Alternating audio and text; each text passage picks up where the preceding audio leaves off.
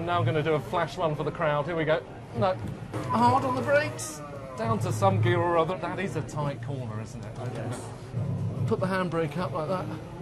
That's what we call a donut. Oh, I just so nearly did that. I'm in reverse, I think.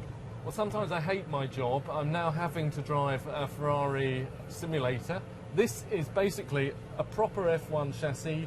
I've got the pedals exactly like Alonso would have the pedals. I've got the steering wheel exactly like Alonso would have his steering wheel. He's got one of these in his garden shed. This is where he does his practicing. Now, Anton here designs cars for you. You've done McLaren, you've done Red Bull, and now you're back at Ferrari. Yes. And you've designed this as well. Okay, I'm going to try and drive. Okay. Well, you give us your expertise on how it works and how vital these are. Because the drivers rely on this system now, don't they? Absolutely. So how long would Alonso spend? I'm into first now. Okay. Yeah, so Fernando would spend hours and hours training, so he would do race simulations of the races that he's going to, and he would be doing procedural training, familiarizing himself with the racetrack.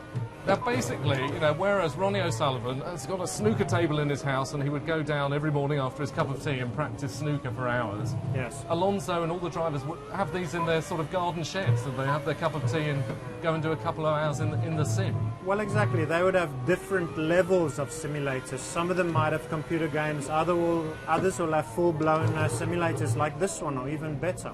And what are they learning? Because presumably they know the circuits. Yeah, so there might be situations where they do have a new circuit, like over the last few years we've had Korea, India, Austin, Texas, so there's a big effect of learning the circuit there.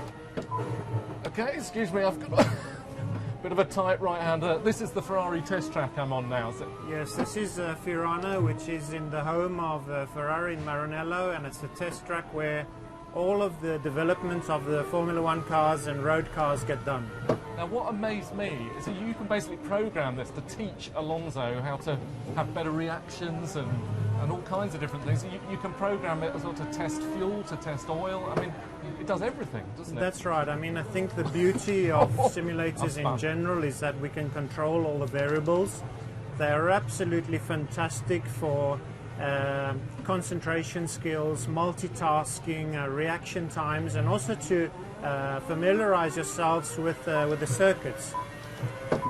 And I've just ploughed through a load of daffodils, Yes. and I can feel it bouncing around as well. So talk me through this steering wheel. This would be like an F1 steering wheel. This is Alonso's steering wheel. So this is the actual Ferrari steering wheel. It has all the functionality, buttons, rotary switches that the real steering would have. What's this big dial in the middle with lots of letters on it? Right, so this, all of the functionality of the steering wheel is there to assist the driver during the course of the race.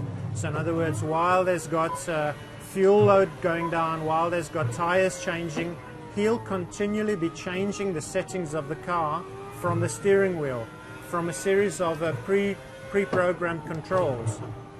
And so, how's my driving, by the way?